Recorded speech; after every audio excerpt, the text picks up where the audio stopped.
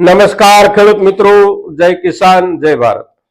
ખેડૂત ભાઈઓ, આજે તારીખ 11 ડિસેમ્બર 2024, આજે બુધવારનો દિવસ છે. માર્કેટિંગ યાર્ડ અને આપણા વેચાણ વેપારના કામકાજનો ત્રીજો દિવસ છે.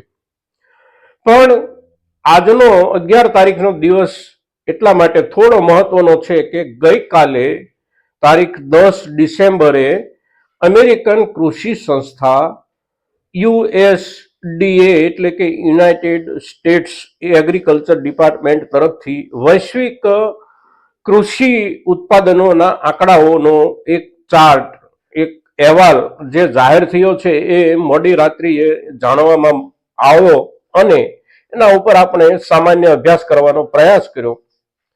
તો એના ઉપર આપણે થોડી વાત આપણા કપાસના ઉત્પાદન, કપાસનું બજાર, કપાસની આંતરરાષ્ટ્રીય બજારની સ્થિતિ, જરૂરિયાત, આ બધી સામાન્ય બાબતો થોડુંક આંકડાઓથી દૂર જઈ અને ચર્ચા કરી રહ્યા છીએ આ એપિસોડમાં. તો આ વિડીયોમાં આપ સૌ અવશ્ય બન્યા રહેજો. ખેડૂત ભાઈઓ, ડિસેમ્બરમાં અહેવાલ જે આવ્યો છે એ અહેવાલ નવેમ્બર મહિના સુધીની વૈશ્વિક કપાસ, વૈશ્વિક રૂ ઉત્પાદન, વેપાર, આ બધા આંકડાઓના આધારે વિગતો આવી હોય છે.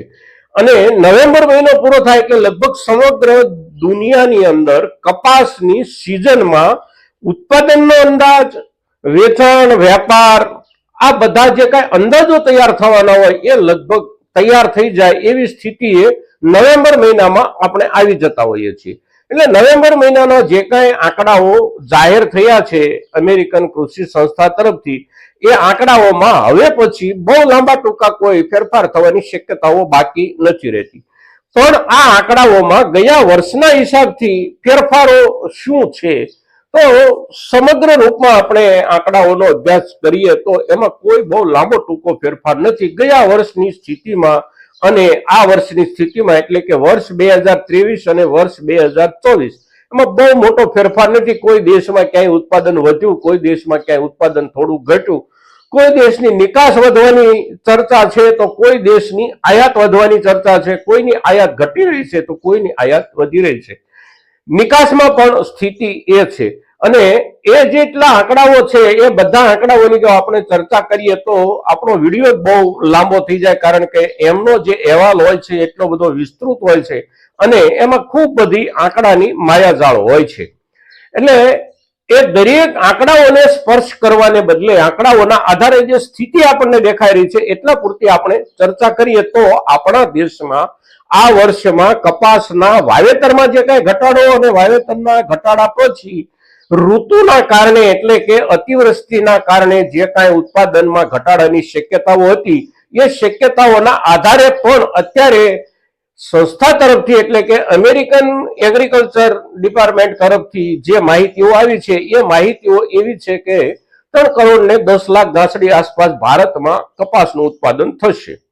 હવે આ પ્રમાણે ઉત્પાદન આપણા દેશમાં થવાની શક્યતાઓ આપણને ઓછી દેખાતી હતી, પણ અત્યારના સંજોગોમાં જે રીતે આપણો માલ માર્કેટમાં જઈ રહ્યો છે એના આધારે આપણે પણ ક્યાંક ને ક્યાંકથી સ્વીકારવા માટે તૈયાર થવું પડે એવા સંજોગો છે કે ખરેખર શું આપણે 3 કરોડ ગાંસડીના ઉત્પાદન સુધી પહોંચી જઈશું.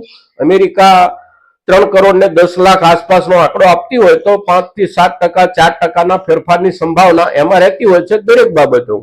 એટલે એ સંભાવનાઓના આધારે આપણે વિચાર કરીએ તો પણ આપણે લગભગ 3 કરોડ આસપાસ, 3 કરોડ ગાંસડીના ઉત્પાદનની નજીકમાં ક્યાંક ને ક્યાંક પહોંચી જઈ રહ્યા છીએ. અને અત્યારે જે પ્રમાણે માલ આવી રહ્યો છે એ પણ આપણને આ પ્રમાણેની ધારણા બાંધવાનો એક આધાર આપી રહ્યો છે. સામે આપણી જરૂરિયાત, આપણા દેશની પોતાની ડોમેસ્ટિક રિક્વાયરમેન્ટ, એટલે કે ઘરેલું જરૂરિયાત જે છે એનો અંદાજ આ વર્ષ માટે અને ગયા વર્ષના હિસાબથી આપણે જોઈએ તો પણ લગભગ 3 કરોડ ને 20 લાખથી લઈ અને 3 કરોડ 25 લાખ ગાંસડી સુધીનો હોય છે.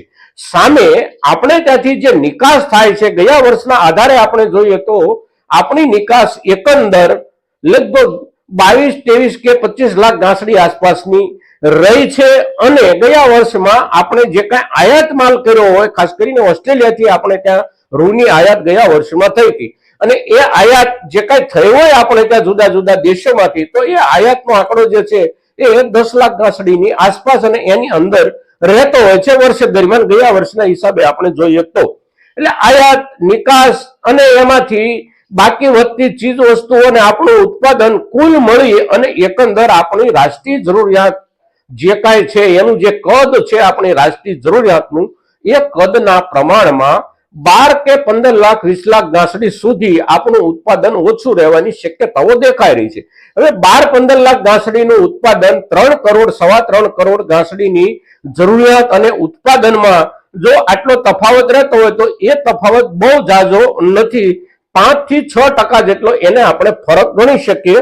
હવે એ જે ફરક છે એ ફરકને ભાવમાં તબદીલ થવા માટેની જોગવાઈઓ કેટલી? જ્યારે કોઈ પણ માલની ઘટ હોય બજારમાં ત્યારે ઘટનું પ્રમાણ 5% કે 7% હોય તો પણ ભાવ પર એની એકંદર ખૂબ મોટી અસર થવાની શક્યતાઓ હોય છે. પણ કપાસમાં આ સ્થિતિ છે કે કેમ આ વર્ષમાં? તો કપાસમાં આ પ્રમાણે આપણને 3 કરોડ 3.25 કરોડ ગાંસડીની સામે આપણી જરૂરિયાતમાં 15 લાખ 20 લાખ કે 25 લાખ ગાંસડીની ઘટ રહેતી હોય તો એ ઘટના હિસાબે આપણા માલમાં ભાવમાં વધારો થવાની શક્યતાઓ કેટલી? તો શક્યતાઓ બહુ ઝાઝી નથી દેખાતી. એટલા માટે નથી દેખાતી કે આપણા ઘરેલું બજારમાં ભાવ વધારે પડતા ઉચકાઈ જાય તો વિદેશના બજારોમાંથી માલ આપણે ત્યાં આવી શકે છે, સરકાર આયાત કરી શકે છે, અને આયાત માટેની સરકાર થોડી સરળ નીતિ બનાવે તો આપણી જરૂરિયાતની ઘટ જે કાંઈ હોય એ સ્વાભાવિક રીતે સહજપણે એ ઘટ પુરાઈ જવાની શક્યતાઓ હોય છે. એટલે અત્યારના સમયમાં હવે અત્યારે જે સ્થિતિ આપણે છીએ એ સ્થિતિમાંથી થોડા પણ આપણા ભાવમાં વધારો થવાની શક્યતાઓનું ક્યાંયથી પણ આશાનું કિરણ દેખાતું હોય તો એ છે માત્ર સરકારની કપાસના મુદ્દે આયાતની નીતિ. આયાત કરવા માટે સરકાર કેવો નિર્ણય લે છે અને આયાત પર કોઈ વિશેષ ડ્યુટી નાખવાનો નિર્ણય કરી અને સરકાર આપણા દેશના ભારતીય ખેડૂતોના માલને બજારમાં ટકી રહેવા માટે આધાર આપે છે કે કેમ?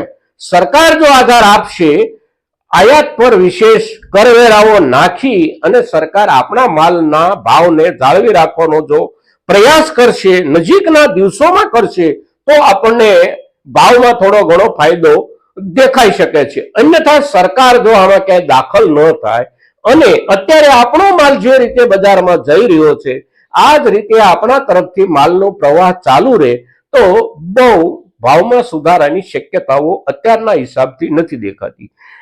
જે કાંઈ આંકડાઓ અમેરિકન કૃષિ વિભાગ તરફથી જાહેર થયા છે એ એના આંકડાઓના હિસાબમાં ગયા વિના એનું જે ચિત્ર ઉપસી રહ્યું છે એ ચિત્ર અમે જ્યારે આપની સમક્ષ અહીંથી પ્રસ્તુત કરી રહ્યા છીએ ત્યારે એક સામાન્ય વિશ્લેષણ જે છે એ વિશ્લેષણ આપણા મહત્તમ ખેડૂતો સુધી પહોંચાડવા માટે આપ સૌ મદદરૂપ થાવ અને મહત્તમ ખેડૂતો સુધી આપણો આ એપિસોડ પહોંચાડો એવી આપની પાસેથી અપેક્ષા સાથે જય કિસાન, જય ભારત.